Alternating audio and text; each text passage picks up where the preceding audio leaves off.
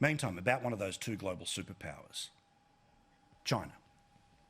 Now, China continues to sook, bitch and moan after we stood up for ourselves, after we kept the steel in our spine, after that outrageous image was officially released by the Chinese government, an image that was not real, an image that was not true, an image I am not going to show to you again because that's kind of what they want.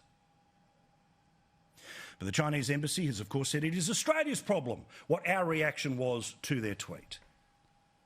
They say that the Prime Minister went too far, not China, in releasing a fake image about what they claim happened in Afghanistan. And amazingly, there are even people inside our own nation that are taking their microphones and cameras to go to talk to the Chinese propagandists who are making this. They are spending more time trying to talk to the artist responsible for this image than they are people like our Prime Minister who is defending us. Once again, here's the PM yesterday. The Chinese government should be totally ashamed of this post. It diminishes them in the world's eyes. Australia is seeking an apology from the Ministry of Foreign Affairs, from the Chinese government, for this outrageous post. But we get a response today from China. Now, they've had multiple cracks, including some spokespeople, and remember, everything has to be official. Nobody is free thinking in that country or that government, referring to Australia as the rural fringe of Western democracy.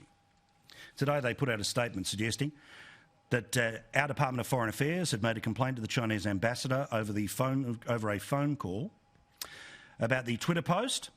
The ambassador, that being the Chinese, refuted the unwarranted accusations as absolutely unacceptable. So again, our reaction to them is what is unacceptable, not what they do. Classic bully, right? Classic projection. The Chinese Foreign Ministry spokesperson clearly stated China's position on the matter later in the day. This garbage continues. We would like to further stress the following. The rage and roar of some Australian politicians and media is nothing but a misreading of and overreaction to the tweet. The accusations made are simply to serve two purposes. One is to deflect public attention from the horrible atrocities by certain Australian soldiers. So, you see, under the Chinese system, you are guilty before innocent. Under the Australian one, we know about the allegations because we have an open society, one that does still value innocent before proven guilty. And the other is to blame China for the worsening bilateral ties. There may be another attempt. This may be another attempt to stoke domestic nationalism. Well, at a time when our universities have sold us out, when many of the richest people amongst us have sold us out, the rest of the world is responding positively, and responding positively to Australia. Today, a collection of MPs from around the world put their name to an international effort to say, well, if China doesn't want Australia's wine, then people in our countries should drink up. Here's part of that video. But next month, we're drinking something a little bit different because our friends need our help. Earlier this month, the Chinese government handed the Australian government a list of 14 grievances demanding that Australia stops voicing out in defence of human rights and the rules-based order. China has cancelled a whole range of Australian imports in an attempt to bully us into abandoning our values. One of the worst affected industries is the Australian wine industry. This isn't just an attack on Australia, it's an attack on free countries everywhere.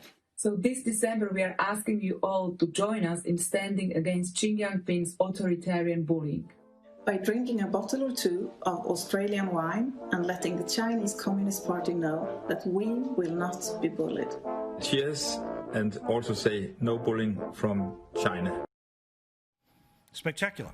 Even Queen Ardern took some time out from doing the best in New Zealand that, of course, Twitter oh so loves, and this must annoy plenty of the Australia haters here that even Jacinta Ardern is agreeing with Australia's position when it comes to China right now. But there are those that are willing to sell us out and sell us out all day, every day, including prominent television hosts who write things like this, or Federal politicians who say exactly the opposite of what you just saw Kimberley Kitching saying as a free-thinking member of the Labor Party. Remember what the code here is. Manage the relationship equals shut up and take China's medicine.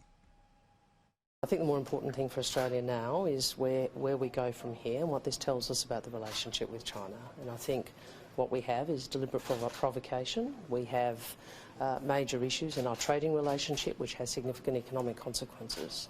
We should respond calmly, we should respond strategically, and we should respond with unity. Again, it's our fault. The unity, of course, was that even Anthony Albanese, each way elbow, and sure, he'll change his mind because that's what each way does, he was out there supporting the Prime Minister today. Majority of people in Labor supported, but Penny Wong, no, who of course wanted to be the Foreign Minister just last year, well, what would she have done? She just would have sat back, taken it, because we must manage the relationship. But perhaps the best point made today about the differences between a free country like Australia and all of those that you've just seen supporting Australia and China and the way that they play the game is made by my colleague Andrew Bolt. He's not on telly, but he's still writing on his blog, and he absolutely nailed this today. The number of Chinese citizens who claimed asylum in Australia, i.e. fled China, was 3,321.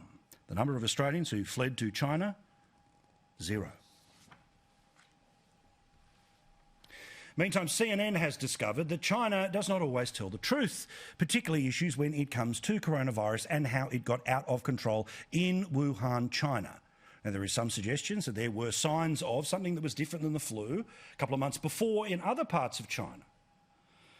Now, this is a bit lengthy, but I need to read it to you because it gives the full story. Now, remember the shit-canning that people like my colleague and friend Shari Markson got when she told very similar stories. In a report which has been marked an internal document, please keep confidential, local health authorities in the province of, I won't pronounce it, where the virus was first detected, listed a total of 5,918 new cases on February 10. But guess what? That's more than double the official number of confirmed cases. Put simply, China wasn't telling the truth then. It's not telling the truth now. And CNN finally has decided to report on it. But of course, there's a reason they are reporting on it 3 weeks after a presidential election. Because of course, if the Orange Man says it, it must not be true. As we pursue this bright future, we must hold accountable the nation which unleashed this plague onto the world, China. And CNN called him at the time, you bet, racist. That was the CNN take way back when. That it was a malicious use of Chinese virus, that he was a racist. Their own reporting after the election, when it doesn't matter, when, of course, all truths about Biden are hidden, all scandals about Trump are invented and pushed to the front of the thing. Even CNN is now finally telling the truth. A truth that, of course, they refused to report for month after month after month. But that's why they were and are the Biden Booster Network. The media has incredible power to decide when someone is a good guy or a bad guy. Literally, I showed you just a couple of nights ago about the breaking news in the era of Biden was that he was going to, and I quote, breaking news, the Bidens will be bringing a cat with them to the White House. Financial reporters are tweeting about the socks that Biden is wearing, as opposed to the past 4 years, which was Orange Man bad, ooga booga, even when Orange Man was telling the truth about China.